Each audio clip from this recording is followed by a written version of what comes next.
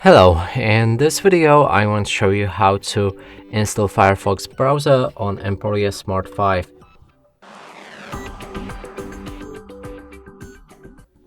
And to do this you will need to open your Google Play Store and inside find Firefox and install it.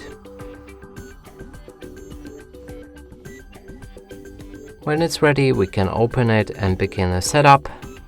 So when you're already installed Firefox somewhere else, you can sign in to turn on synchronization, then pick a different theme, choose your toolbar placement, so where the addresses will be on the bottom or top.